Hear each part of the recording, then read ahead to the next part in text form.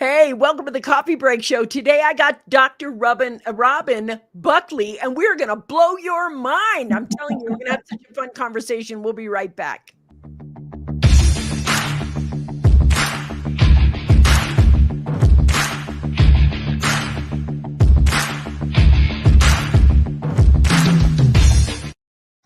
You're on the Success Secrets for Business, Family, and Life channel. I'm Vickie Helm. This is the Coffee Break Show. I want to welcome you today. I also want to welcome Dr. Robin Buckley. And really, that has to happen right now in the beginning. This is what happens with live show, right? Okay, so what I want to get back to saying to you is whether you're live, whether you're driving, whether you're listening or you're viewing, if you're viewing, put your name down below, become part of the conversation. If you're listening live, relax, everything will be in the show notes. I see you guys bumping on right now.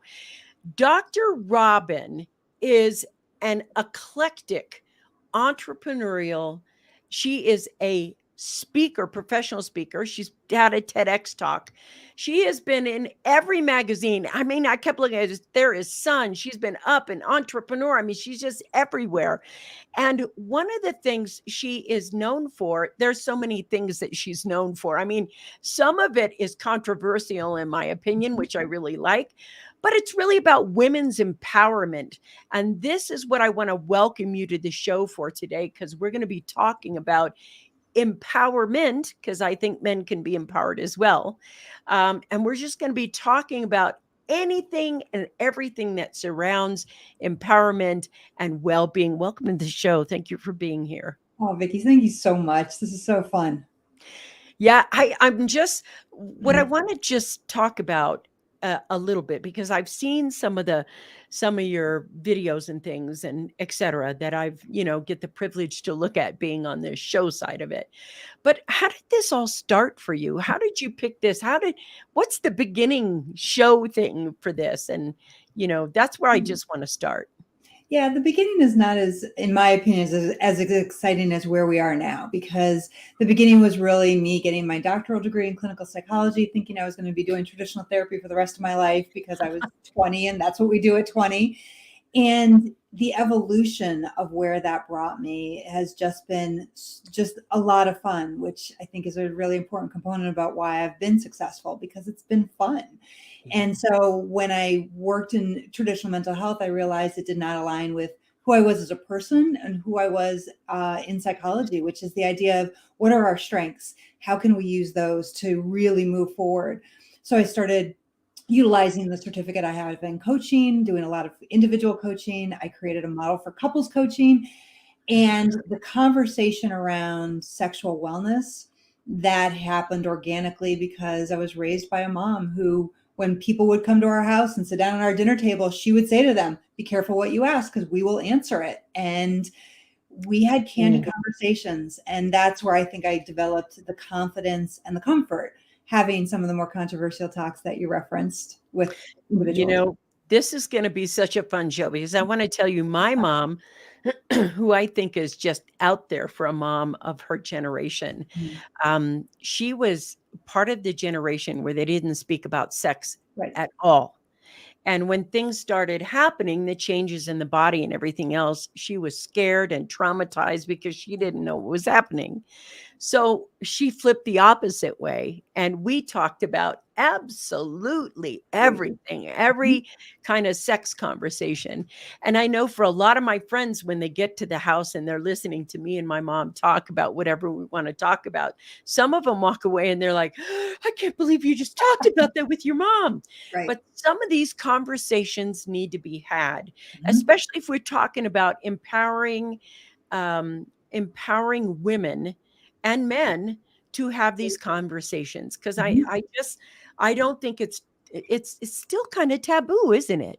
It is. It amazes me that after all this time, and I'll do a quick story. So I was in front of two women in a line at a coffee shop not long ago, and I'm a chronic eavesdropper. So warning to anybody who sees me out, I'm probably going to be, okay, good. Glad I'm not the only one. And these two women were laughing and talking loudly about one of the women who found a sock in her son's room that obviously was being used for masturbation. And they're joking and laughing. She's like, yep, I had to sit him down and have a conversation. The other woman said, oh my gosh, I totally understand. And then they dropped their voices to whispers, which of course made me listen harder. And the other woman said, I know what you're talking about. I found a vibrator in my 17-year-old daughter's room, and they're whispering. And the other woman said, oh my God, what did you do? She's like, nothing. I can't have that conversation with her. And I'm standing in front of them saying, wow, vocally, loudly laughing about having a conversation with their one son. But when it came to the daughter, in the same Whisper. scenario, whispers. Yeah. And that to me epitomizes where we are when it comes to sexual wellness, that for men, it's just who they are and what they do. And yet women, it's supposed to be hidden and quiet, or even worse, it doesn't even exist. And I'm like, Yes, no. that's right. And I want to talk about what are the dangers right now of not talking to your daughters in the way you talk with your sons. What are the dangers of not doing that? Yeah. Oh my gosh. There's so many, from just the basic level of physical health. So breast cancer is rampant in my family. And the idea of touching your body to understand if there's any changes, any differences, this is all part of it. And there's no need to separate, well, you touch yourself for medical reasons versus sexual or pleasurable reasons. They're all the same. This is all our health. Our physical health is the sexual side. It is the cognitive side. They're all blended together.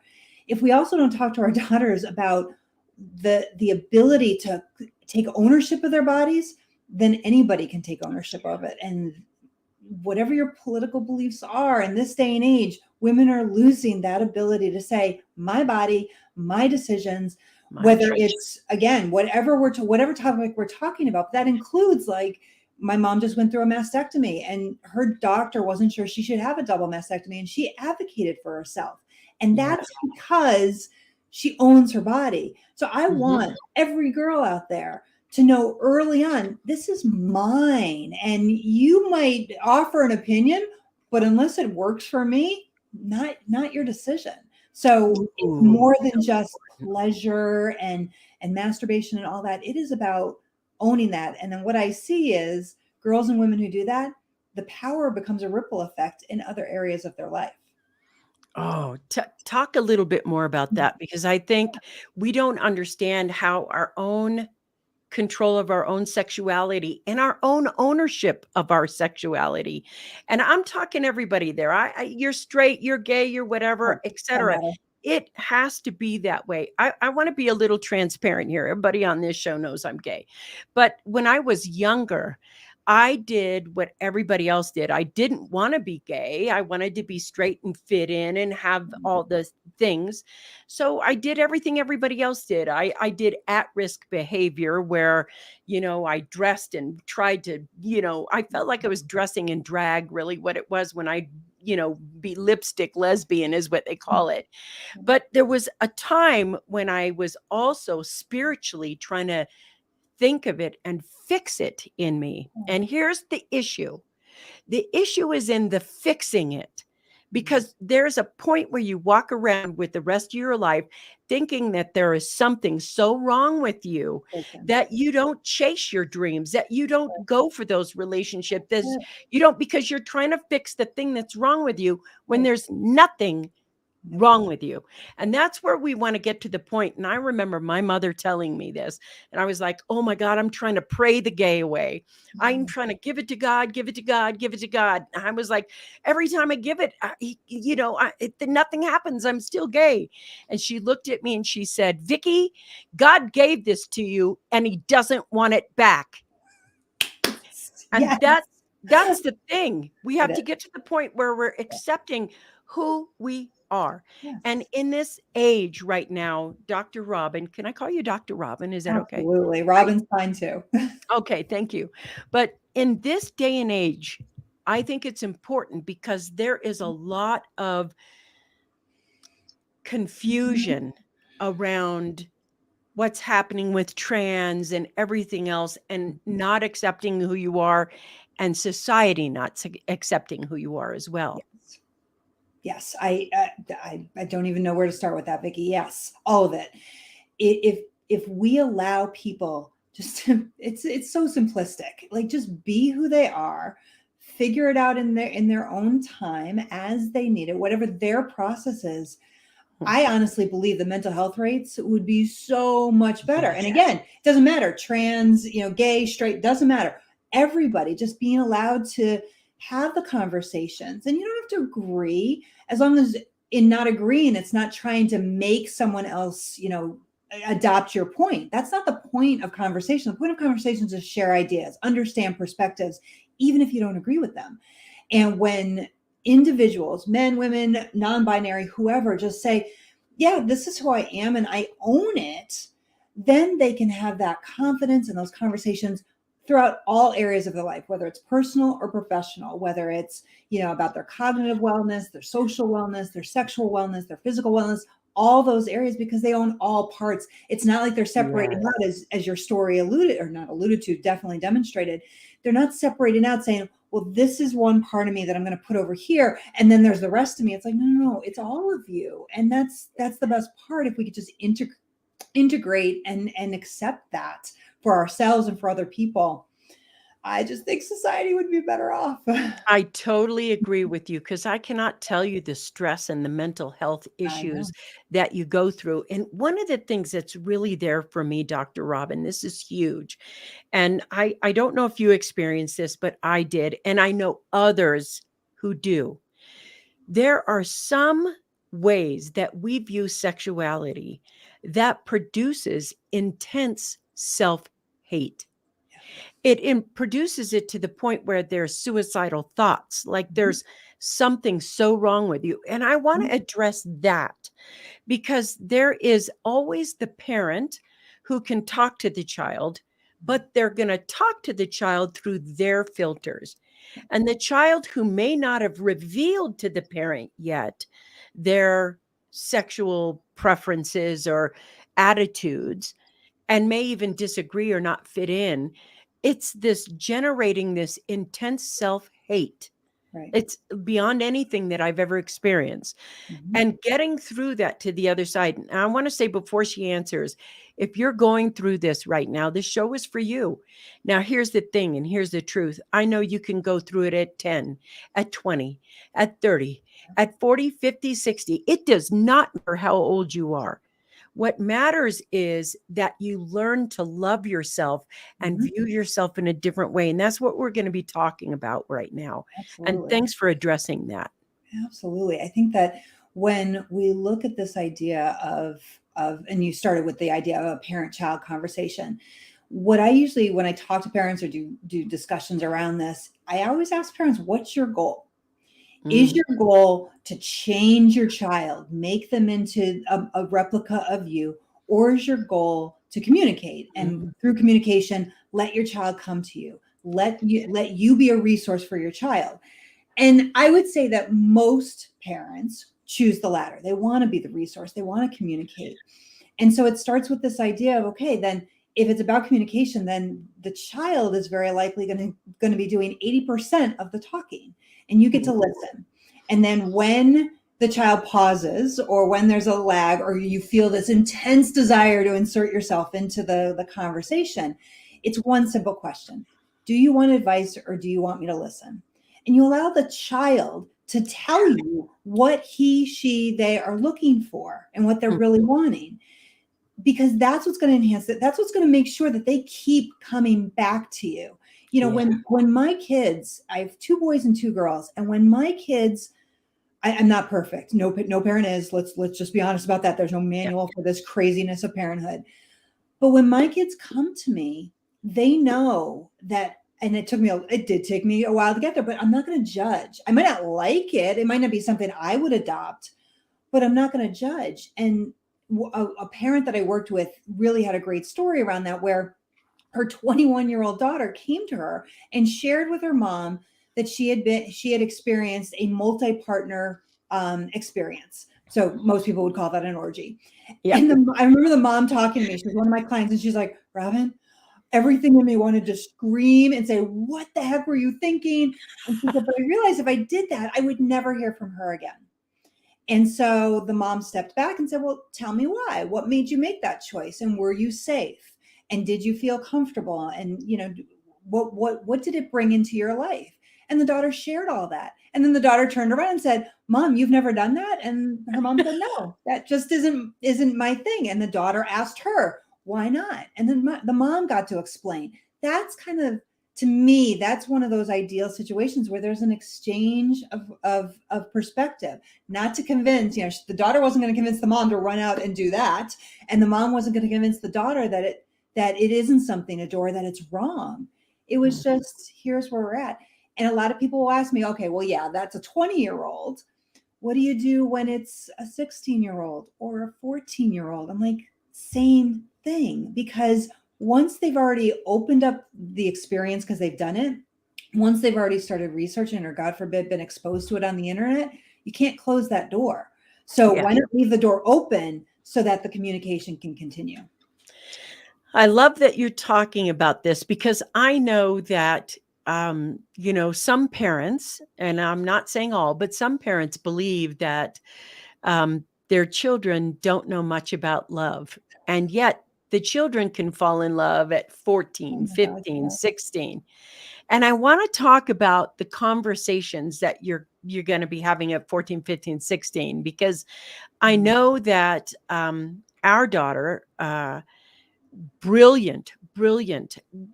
For some reason, when she was born, she was already advanced at having relationships, not just with men or other, but friendships. I mean, lifelong friendships. There was something about her that was just more awake in that area. And so naturally, when she fell in love, and lucky for her, he was in love with her too. I knew right away. In fact, I thought, oh, I wouldn't be surprised if they got married later, because they were just that, and they were in high school, and they were the couple that everybody's like, that's the couple in our school. They've been together for, if you're together a year, people are like, wow. But at that point, there has to be a conversation, because it doesn't matter what I want. At that point, it doesn't, whether I want her to not have sex or have sex or whatever.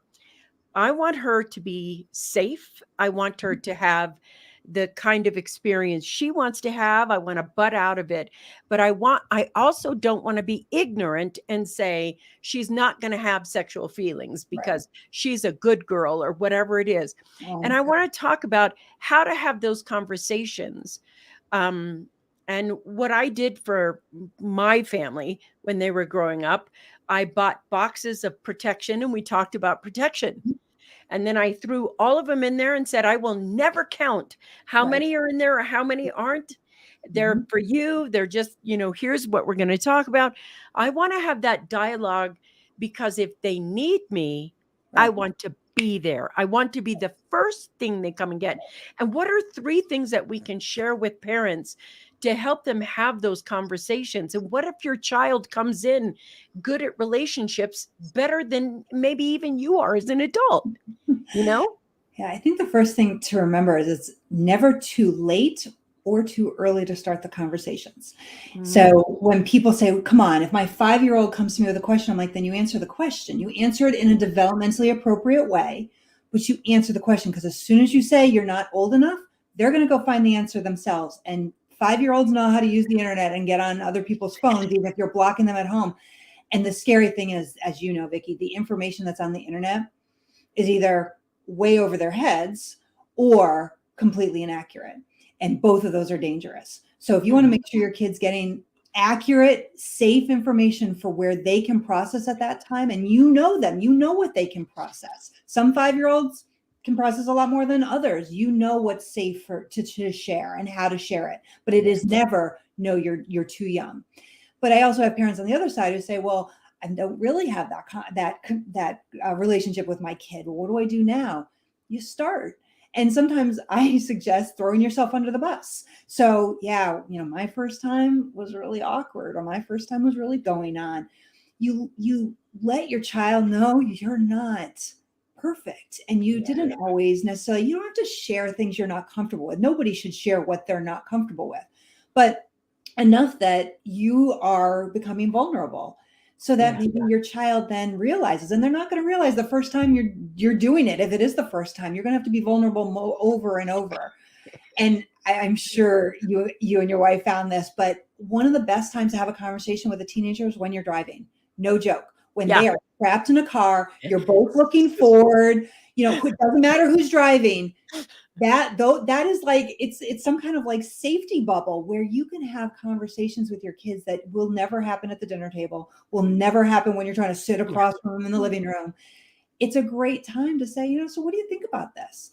One of the things about my TED Talk that some parents have used it as a tool where they'll just send the TED Talk to their kid and say, let me know what your thoughts are around this. This is like kind of interesting. Love to get your perspective. And they do that. And I love that you and your wife just put together the protection for your kids. We took the same approach. Like, it's in there. If it's low, send me a text or a note, whatever you're comfortable with. We'll refill it. No questions asked. I also did that around vibrators when one daughter expressed an interest and I wanted it to be safe. I got her one because she was going to masturbate anyway. I wasn't going to stop that. I wanted to make sure it was with a tool that actually was safe for her. And then because I had a younger daughter who was very different, introvert, quiet, very private, I bought her one and I threw it in her underwear drawer and I said, hey, there's something in there. If you want to use it, have at it. If you have questions, let me know, but it's there whenever you're ready. And that was it. And I love that you're saying this because how many parents out there right now go, oh my God, that's crazy. I would never do that. So I want to switch the conversation right now a little bit. I want to talk to those parents who wish right now, if you're listening, or those teens or 20s, if you wish you had the kind of relationship with your parent that Dr. Robin has with hers. Now, here's the thing. Nobody is perfect. There's no perfect parent, no perfect anything. And if you are willing to learn to connect to each other in a different way, respectfully having conversations about this, then you can empower yourself. Because part of the thing that my mom did was she had the conversations early and often. And I was allowed to ask any question that I wanted. My mother was extremely vulnerable. And I mean, even to the point where I know what it was like to be conceived that night. I know what happened. I mean, I know literally. And at first you may think, oh my God, that's too personal.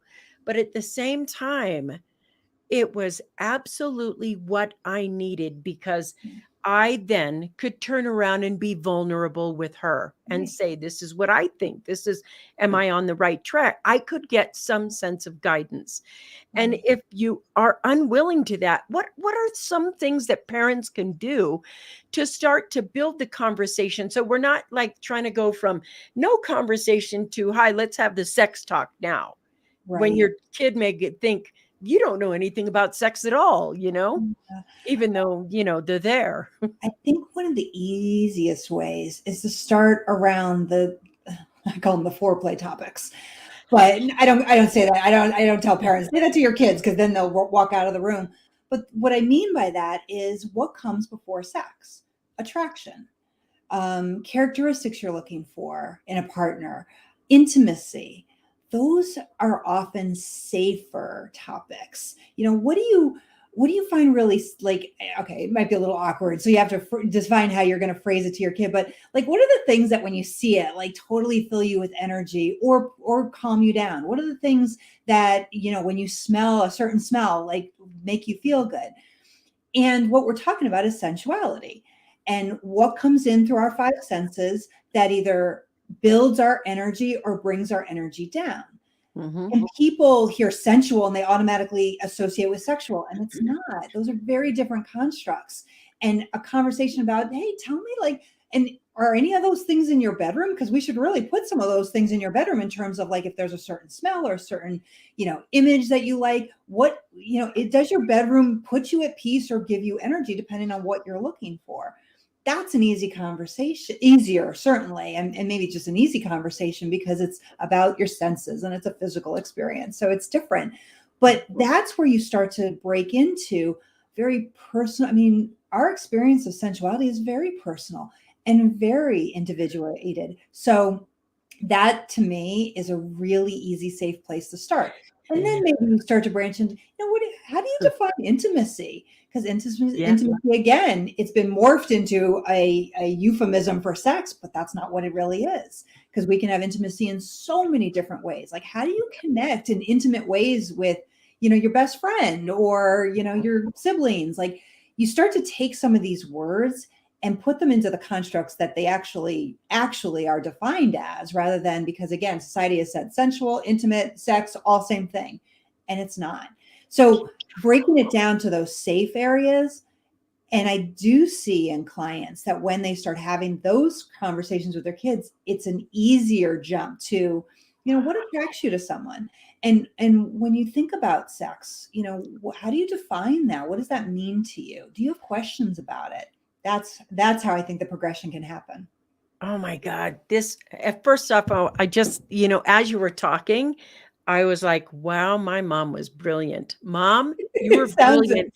Thank you. Thank you for that. I love it. And I was like, wow, that's so interesting because there is a difference between sensuality and sexuality and intimacy and sexual intimacy. That's Mhm. one of the most important things. And the thing is, it is the practice of these two things.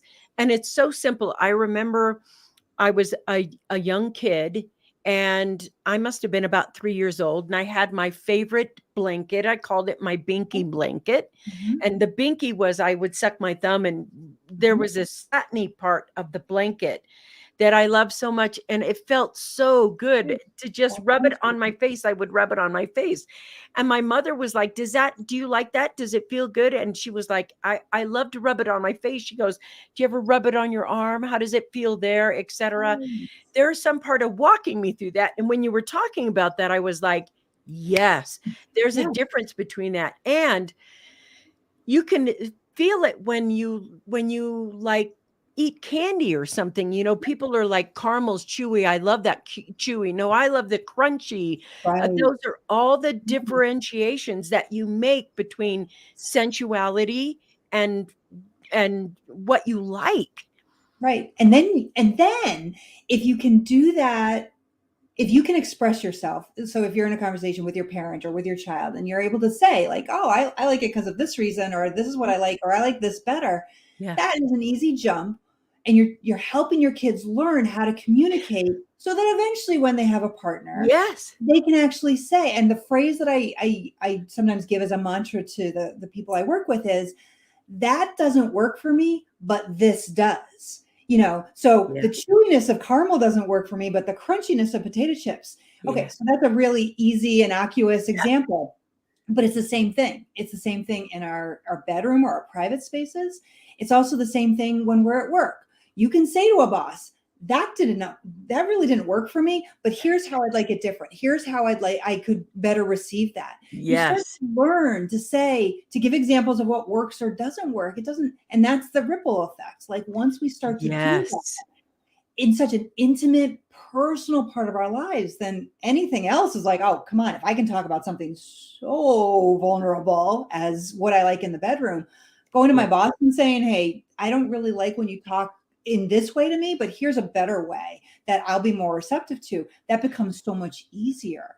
Oh And my when we God. can have these conversations Yeah. with our kids, what I've seen in some parents is it starts to open them up, where women who have been really held to these stereotypes about women and about sex, they want to do the best they can for their kid. And the more they have these conversations with their kid to help their kid, they realize, oh, now I can maybe start to do some of this for myself and help myself. Yeah. And I think our kids right now are opening us up so much. So I want to talk about the intimacy pieces and liking what you like. And, Mhm. it's interesting. Women are allowed to wear dresses Mhm. and we're allowed to wear suits. We're allowed to wear whatever we want.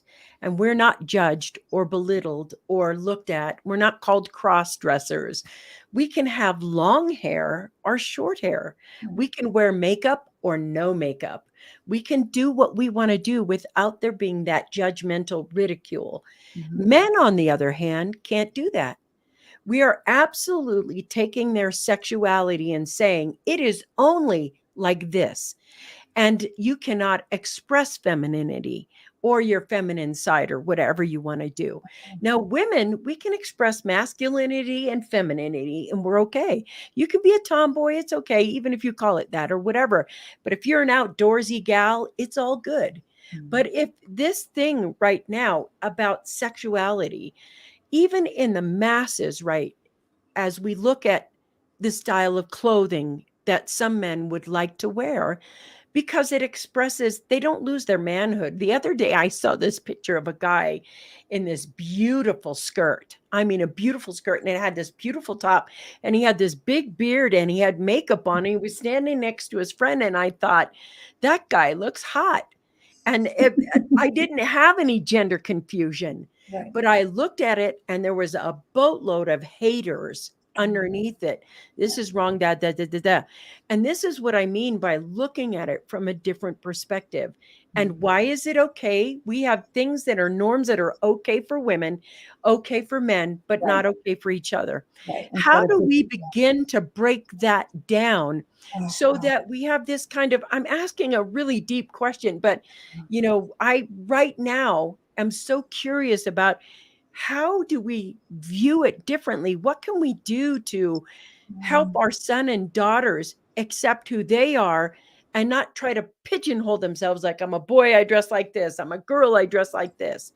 How right. do we move through that? Well, again, Vicki, it seems simplistic, but the place that I think people can start with is, when you were talking about male and female norms or men and women's norms, my brain already goes to, what if we just had human norms? Like, what about just like Yes. human? So, and I love your example of the bearded guy in the beautiful skirt and top. I was walking in Boston not long ago, but in the winter, and a guy it was windy and freezing cold, and this guy in a kilt walked by me, and I looked at him and I'm like, you're awful brave to wear that. And I could see him get defensive, like kind of puff up. And I said, yeah, I wouldn't wear a skirt. It's too cold. It's blowing right up the skirt.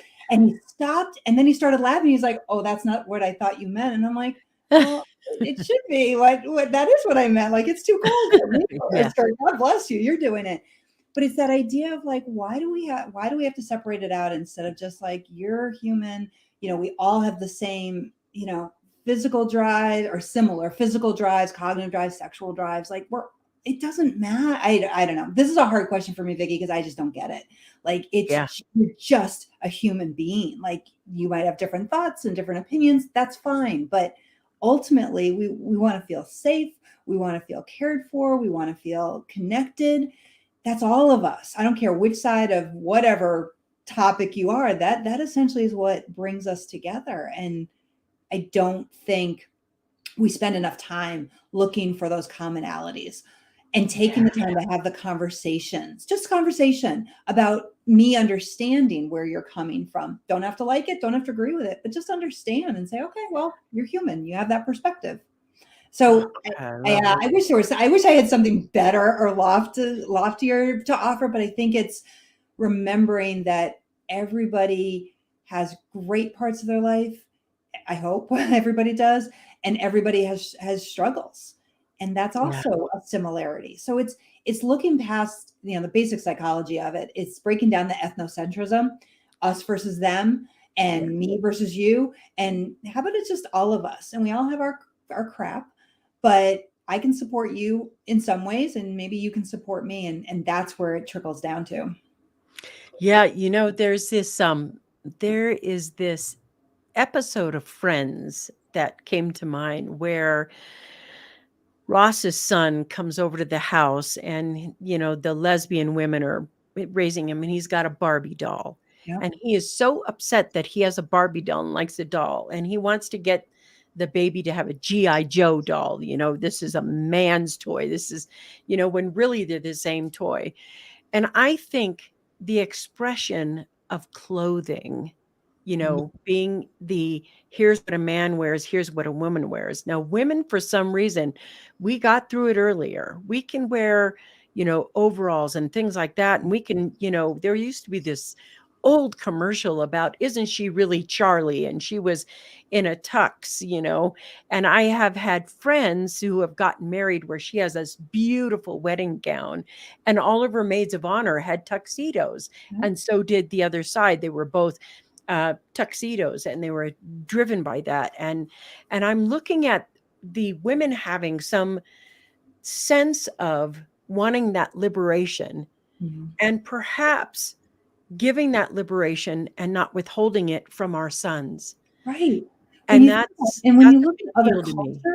other cultures, men wear skirts and Yeah. dresses and long, Yes. like toga types of, and that's somehow okay. So again, why do we have to have these separations where, because we're in one society or culture, it's very differently defined, instead of wear what you want to wear, be a good person. Yes. Let that be what drives you rather than what's on the out. I don't know, Vickie, maybe this would be more interesting if I didn't agree, but I am so passionate about just this Me idea of no, it doesn't. My daughter, one of the proudest moments I had as a parent, honestly, and that I still use in some of my talks, was when my youngest daughter was in preschool. I show up, the preschool teacher says, I have to have a talk with you about Jordan. And I'm like, Jordan's my rule follower. What are you talking about? I'm like, oh God, what did she do? And she said they were playing princes and princesses. One little girl was orchestrating and said, was dividing everybody up into a prince princess couple and ran out of princes. So this one little girl looked at another one and said, well, I'll just marry you. And the orchestrator said, you can't, girls can't marry girls. And my 5-year-old she was 4 at the time. She got on top of a chair. So she built her own soapbox and she put her hands on her hips and she said, yeah, girls can marry girls. It doesn't matter who you love as long as you love them good. And I'm like, I'm done parenting this one. Like, she's good. That's right. She's good. And thankfully she had a teacher that was an advocate and was so proud of her. And then they had a full-blown conversation in their preschool about this. And that's what it comes down to. Like, it doesn't matter who you love, just love them. Just love people. Yeah, just be kind. This is I'm so empowered by this conversation, and it's so enriching to hear somebody else talk about this. But the one of the things you said earlier that I think I really like, I really loved what you said earlier about expressing these conversations early, because you said something. Imagine, hey Ross, nice to see you on, my friend. Thanks for being here. Imagine, you said, what the world would be like if we removed all those gender roles.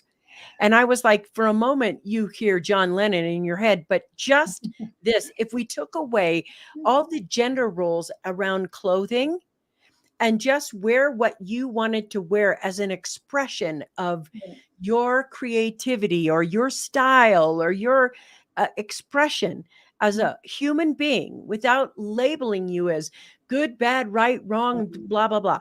Imagine how mentally healthy just that one thing would be. I know. Imagine the world transformed in that way. Just blows my mind that you said that. It really does. I realize for me that I think a lot of these sexual norms are put in place to have control over the populace. And we haven't figured out that somebody is trying to enslave us, to control us, to control our pocketbooks, to control how we spend, to control what we educate, just to control the masses. They've put all these norms that have turned into, what do I want to call them? Norms that are turned into mental health issues. It's not even rules, it's mental health issues. It ruins your spirituality, it ruins your self-care, it ruins your self-love. And I want to talk about somebody who's listening right now and they're finally going, yeah, there's nothing wrong with me. And they're getting an inch of a little bit of, hey, this is a masqueraded game that they put on to control us, to do this. And now they want to take the next steps forward with, thank you, Ross. Man, I'm going to have you on every show if you keep putting spot on, Vickie. Thank you. But now they want to go ahead and start learning about self-care in a different way. And I know you have several books out there. If you're a parent, you should probably read one of her. What do you have, 3 books? I do. Yeah. And go listen to her TED Talk as well. because communication is the big part of this. But let's talk about how people can begin to take some sense of self-care. Now, listen, I see you guys jumping on. If you want to ask her a question, write it and I'll ask her, because she's here. We got the doctor in the house. So, there it is. You can ask that question and be as vulnerable as you want to be. So to start, self-care and mental health all comes from asking yourself what you want. It isn't about what I should do, have to do, need to do, must do. It is, what do I want? And every statement that comes out of a person's mouth that has one of those authoritative, guilt-ridden words can easily be transformed into, instead of I should, I want, or I will. And that is powerful. Words are powerful. So my background is clinical psych, so I am a brain geek. Like, I anthropomorphize the brain so much. And if we just tell it what we want and tell it how to think, our brain will support us. Now, I am not negating, Vickie, by any means, that there are neurochemical issues that some people deal with, just like diabetics deal with insulin, just like asthmatics deal with problems with, taking in air to their lungs. Psychological issues, mental health issues are just basic physiological issues, like everything else. So let's just normalize that. Mm-hmm. But we can help ourselves by using words and telling our brain, no, we're not lazy. We're tired today. So we'll let ourselves rest, and then tomorrow we'll hit it again. We aren't broken. We are learning from our mistakes or learning from our trauma, and we're going to continue to grow from that.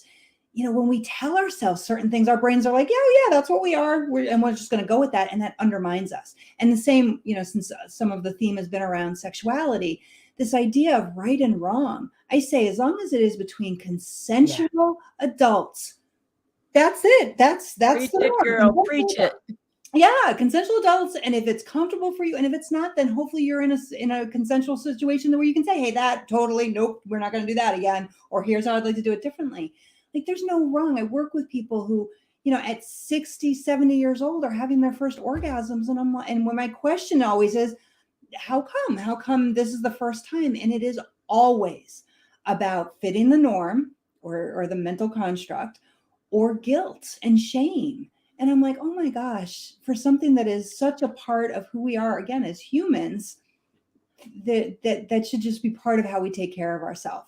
I mean, we know so much about how sex reduces cortisol, increases endorphins, increases cardiovascular health. Like, there's so many benefits to sex and connection and orgasms. Like, how could something that has all those benefits be filled with shame? But we know it's because it's what we're taught.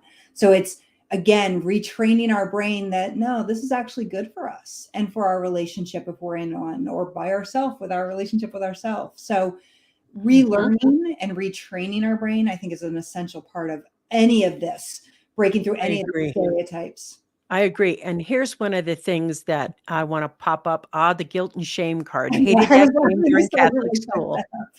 And there's somebody else on here. Jerry, I want to let you know I'm seeing your comments. I'm not putting them up because I don't agree that this is the kind of a conversation that we're having.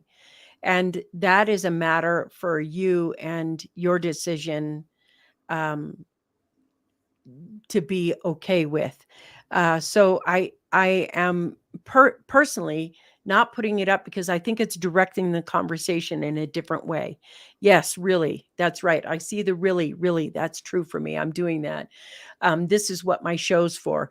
And there's an interesting word that you use, though, Jerry, that I want to talk about, because you have the word transvestites, which really has a negative connotation.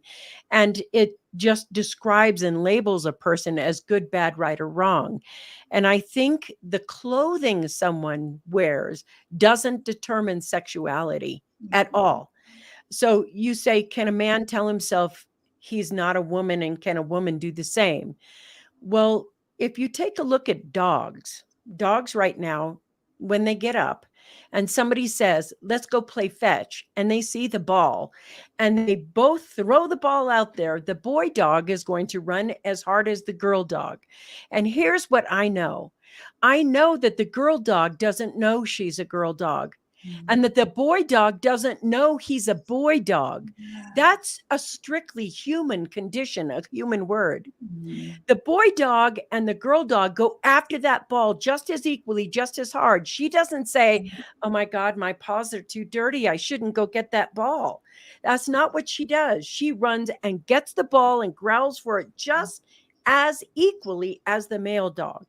And the question is, if you didn't know you were a boy, if you didn't know you were a girl, how would you behave and act naturally, because it was an Great expression of question, your Vickie. soul Yeah. and not your thinking mind?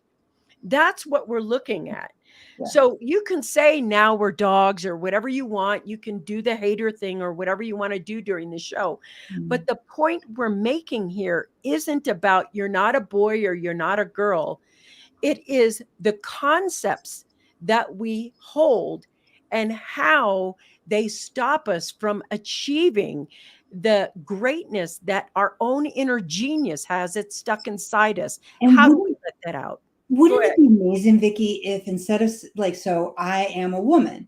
So I wonder what it would look like if everybody listening, including Jerry, sat down and just wrote out, instead of I'm a man, I'm a woman, like define yourself in terms of what you like, your wants, your preferences, from clothing to food. Like those are Yeah. who you are. A word doesn't capture. Oh my God, if woman captured everything about me, I'd be astounded. Like that does not, that is so limiting, or I'm a mom. That is not my whole, the entirety. I don't want it Yes. to be my whole entirety, but I could list out pages, and I'm sure everybody could on this call, like pages to really, really define who we are.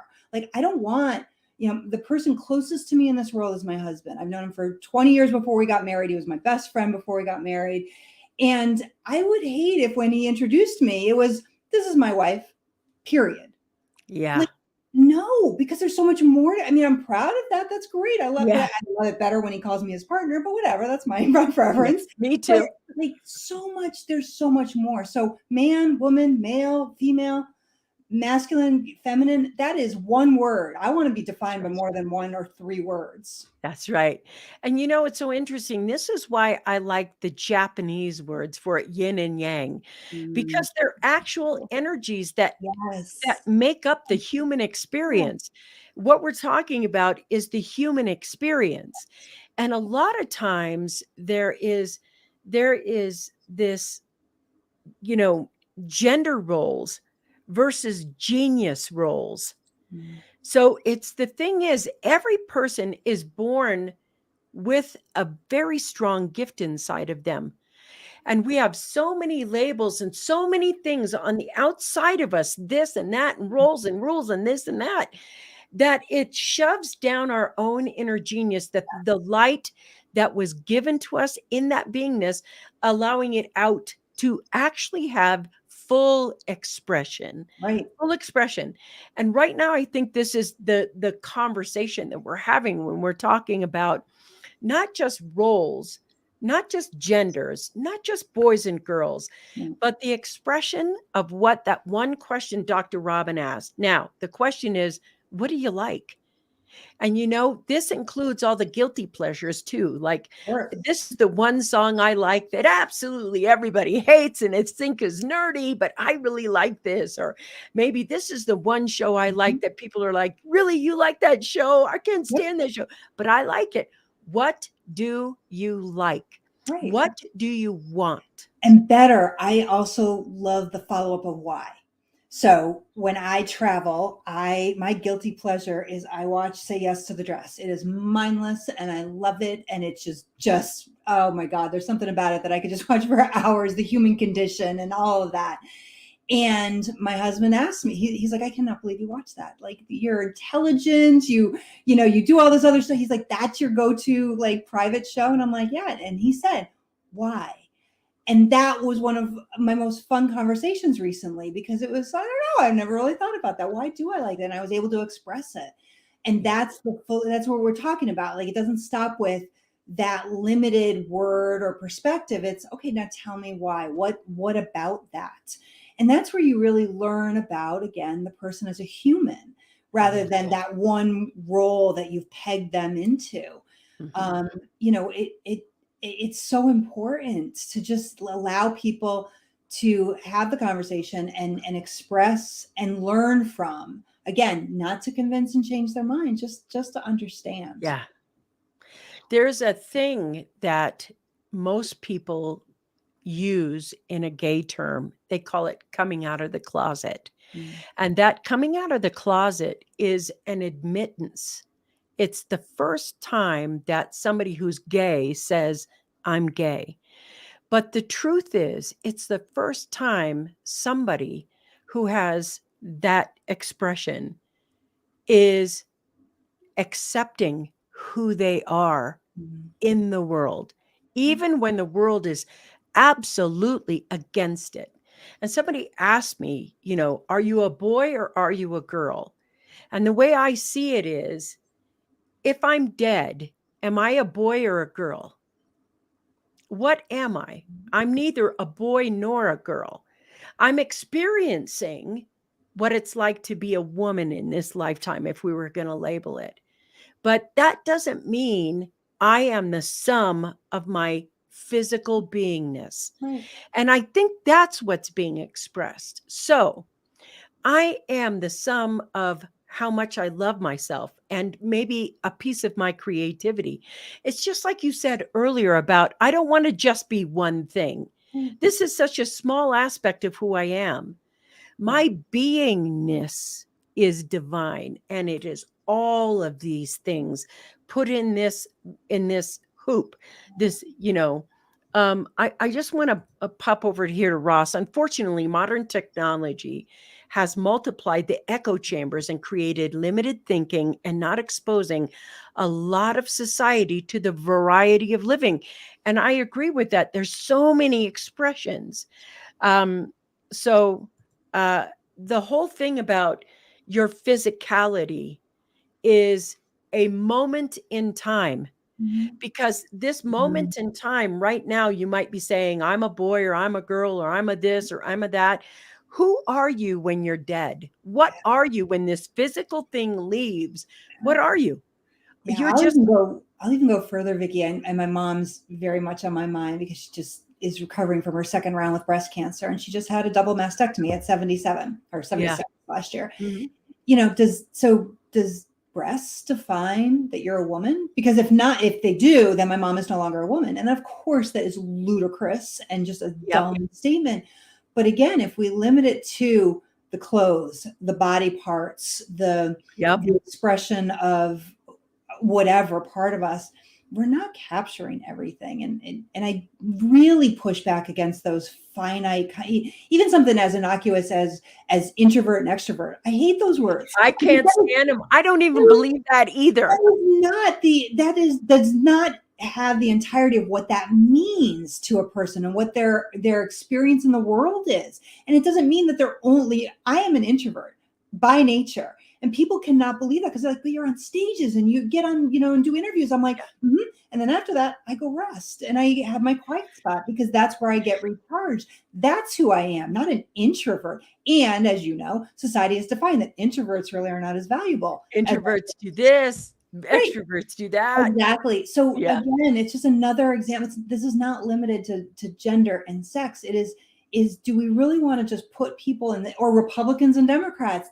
You put them in a hole and then you think you know everything about them, and it's like, oh my gosh, no, there's no way. So let's have fuller conversations with each other, with ourselves, with our kids, with our spouses, whoever it might be.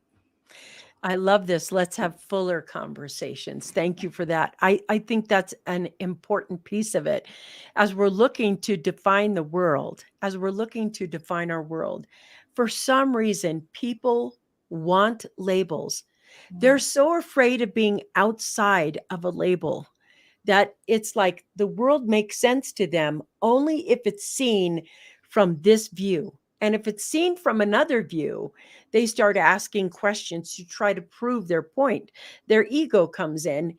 And what happens is you start focusing on this over here so strongly that there isn't a place where you can advocate for yourself. Right. because this is one piece of who you are. It's one aspect of your whole beingness. So it's like when we move forward with this conversation, I have her on. We're probably going to go over a little bit. I see everybody's comments. I'm not getting over to them. I'm looking for the actual real questions and comments that are being made. This is the thing. I agree. Labels are by their very nature limiting. Absolutely. On the flip side, labels often help make people feel that they belong. Here's my tribe. It gives them a sense of self. Right. Belief systems are deeply ingrained in us. And I see you guys popping up with this. You're right. These are the things that are happening in our world right now, where we're challenging the status quo. And when you challenge the status quo of anything, then we start labeling. They're not people who are expressing their sexuality in a safe way. They're trans and they're poisoning our children. And the media goes this way, this way, this way. I lived through all the lies of being, a lesbian, and it meant this, this, this, this, this, this, this, this, this. It doesn't mean any of that. And we still are going through these things. And I want to say communication is the key thing that we're expressing here. And the ability to challenge what you believe in order to transform the conversations you're having with your daughters and sons. Who and how do you want them to be when they grow up? If you want them to be a carbon copy of you, then here's the couple of things that I know. They're going to make the same mistakes you did. They're going to have the same pains that you did. They're going to have the same confusions you did. And if you don't want them to suffer like you did, then you have to let them do and be something different. This is such an important conversation, Dr. Robin. I believe that there are people here who would like to maybe grow the conversation with you. Like, do you do workshops? What do you do to work with people who want to work with you, who are listening to you, both from the communication standpoint and the self-identifying standpoint? Right. So the work that I do a lot of individual coaching work with people who Great. tend to are looking to really transition into the next goal or phase of their lives. And that can look a lot of different ways. And then I also work with couples, and very often parenting issues come up with that. Yeah. So with couples, it's more about how to create a business strategy for their relationship. So we take down the emotionality. We redefine what they really want in the relationship rather than the rut that they now feel that they are in, and how to really create the relationship they want. And then exactly, Cool. as you said, Vickie, I do a lot of speaking engagements as a keynote, to develop sessions in lots of different realms, which is fun. So I do big organizations, and then I do more of the intimate, like empowerment or wellness events. So it's really to me, becoming a speaker was about being able to help more people all at once. I love coaching, and I love that that's what my PhD in traditional therapy got me to. But being able to get up on stage and then have people come up to me after the fact and say, how can I learn more? Or do you have some suggestions? So, and then the beauty of it is, as Robin just popped up, I also own a psychological practice. And one of my proudest additions to my practice is an LGBTQIA coach. So Ooh, thank she is you. a member of the community. She's also one of my closest friends. So with all transparency, and she does therapy in her home state of Ohio, but now she works as a coach to help loved ones, parents, spouses, family members whose loved ones are transitioning at some level of gender or sex or sexuality.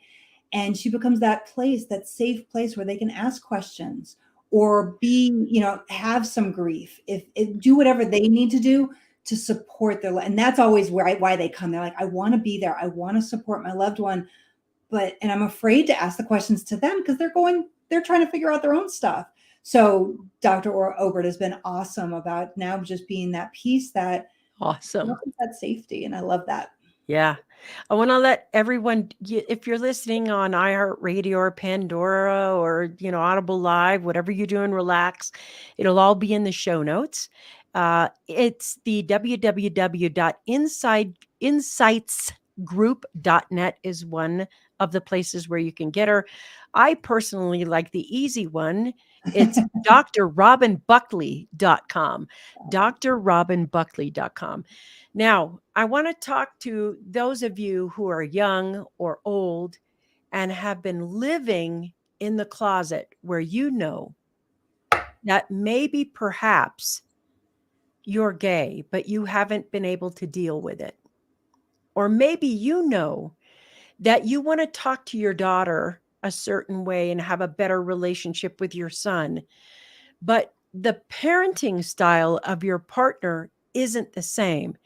And so instead of having unity in your house, you've got power struggle. Well, here's what I know. These things that you walk through are not easy, they're painful.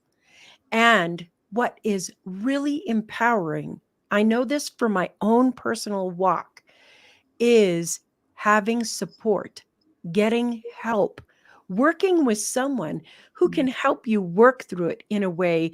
I promise you this, even if you're scared right now, even if you have been in a marriage for 20 years, married to somebody secretly knowing that you were never once wanted to get married and wanted to always be straight or and pretend, whatever it is, I'm going to tell you, God gave this to you and he doesn't want it back.